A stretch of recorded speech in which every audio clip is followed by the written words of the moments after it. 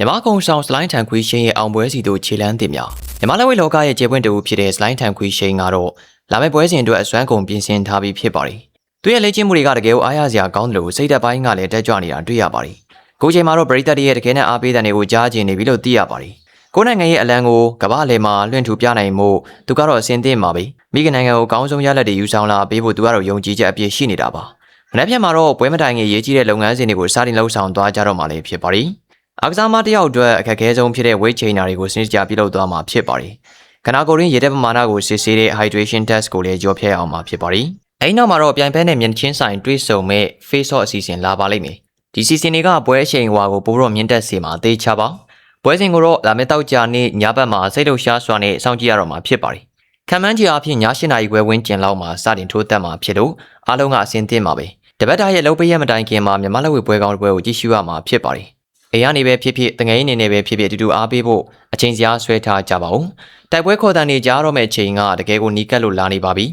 စလိုင်းထန်ခွေးရှင်ရဲ့အားထုတ်မှုတွေကိုအတိမတ်ပြုဖို့အတွက်ပရိသတ်ရဲ့အင်အားကအဓိကပါပဲသူကပွဲတိုင်းမှာမြန်မာစိတ်ဓာတ်ကိုအပြည့်အဝထည့်သွင်းထိုးတက်လေးရှိသူဖြစ်ပါတယ်အခုပွဲကလည်းသူ့ရဲ့ကစားမဘွားအတွက်ရေးကြီးတဲ့မှတ်တိုင်တစ်ခုဖြစ်လာနိုင်ပါတယ်ပြိုင်ဘက်ကိုဘလို့နီးပြူဟာတွေနဲ့ရင်ဆိုင်သွားမလဲဆိုတာကတကယ်ကိုစိတ်ဝင်စားစရာဖြစ်ပါတယ်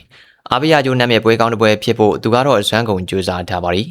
မနေ့ပြန်စားပြီးတော့လှုပ်ဆောင်မဲ့စီစဉ်တိုင်းကပွဲကြီးပရိသတ်တွေအတွက်ရင်ခုန်စရာတွေကြီးပါပဲ။ပွဲချိန်နဲ့ချိန်မှာသူ့ရဲ့ခနာကိုကြန့်ခိုင်မှုမြင်တွေ့ရမှာဖြစ်ပါတယ်။ဂျူဒီကြတဲ့ကစားမတစ်ယောက်ပြီးစီကန်းတကြနေထိုင်ခဲ့တာတွေကိုတွေ့ရပါလိမ့်မယ်။ပြန်နဲ့မျက်နှာချင်းဆိုင်ချိန်မှာဘယ်သူကအသားရမလဲဆိုတာမှန်းဆလို့ရနိုင်ပါတယ်။ဒါကစိတ်သက်စစ်စင်ရဲ့အစာပြုံးမှုတစ်ခုလို့လည်းပြောလို့ရတာဖြစ်ပါတယ်။ပရိသတ်တွေအနေနဲ့ဒီချိန်တွေကိုမျက်ခြေမပြတ်စောင့်ကြည့်နေကြပါ။တောက်ကြညရဲ့အားပြိုင်မှုမှာစလိုင်းထန်ခွေးရှိန်ကဘယ်လိုလက်သီးချက်တွေနဲ့တုံ့ပြန်မလဲဆိုတာကိုတွေးကြည့်ုံနဲ့တင်ရင်ခုန်စရာကောင်းနေပါတယ်။ပရိသတ်ရဲ့အားပေးတဲ့ကွင်းထဲမှာရှိနေတဲ့သူအတွက်ကတော့တကယ်ကိုကြီးမားတဲ့ခွန်အားပါပဲ။မြမမီယာပေါက်ဖွားလာတဲ့သူရဲ့ကောင်တယောက်ရဲ့တိုက်ပွဲကိုအားလုံးကဝန်းရံပေးကြဖို့လိုအပ်ပါတယ်။အောင်ပွဲရဲ့အရာတာကိုတူခံစားနိုင်မှုအတွက်အခုကတည်းကပြင်ဆင်ထားလိုက်ပါ။ပွဲစားမဲ့ချိန်ကိုစက္ကန့်မလက်စောင့်ကြည့်နေကြမဲ့သူတွေအများကြီးရှိနေမှာပါ။အခုပွဲစဉ်အတွက်လေ့ကျင့်စခန်းမှာသူကချွေးပေါင်းများစွာရင်းနှီးထားခဲ့ပြီးပေးဆက်ထားခဲ့ပြီးဖြစ်ပါတယ်။နေပြရဲ့လမ်းညွှန်မှုအောက်မှာသူရဲ့အားနည်းချက်တွေကိုပြုပြင်ပြီးတော့အားသာချက်တွေကိုမြင့်တင်ခဲ့ပါတယ်။အရှင်ဟုံပြင်းထန်တဲ့တိုက်စစ်နဲ့တည်ငြိမ်တဲ့ခံစစ်ကိုဒီပွဲမှာမြင်တွေ့ရဖို့ရှိပါတယ်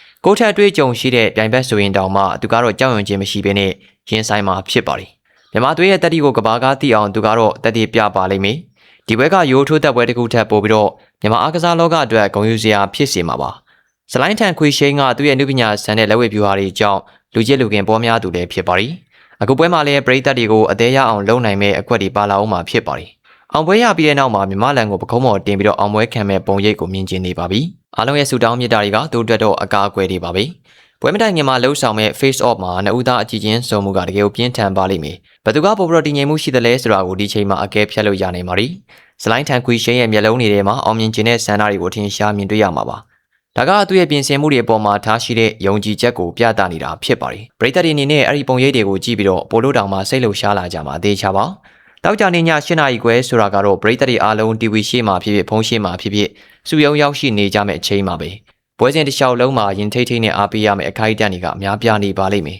။စလိုင်းထန်ခွေးရှင်ရဲ့လက်သီးတစ်ချက်ချင်းစီကမြမကုံမြင့်တင်ပေးနေမှာလည်းဖြစ်ပါတယ်။အဆုံးသတ်မှာတော့လက်မြောက်ပြီးတော့အနိုင်ရသူဖြစ်ကျင်းကြခံရမယ့်ချိန်ကိုမျှော်လင့်နေကြပါပြီ။မြမသားကောင်းတယောက်ရဲ့စွမ်းဆောင်ရည်ကိုအပြည့်အဝမြင်တွေ့ကြတော့မှာပါ။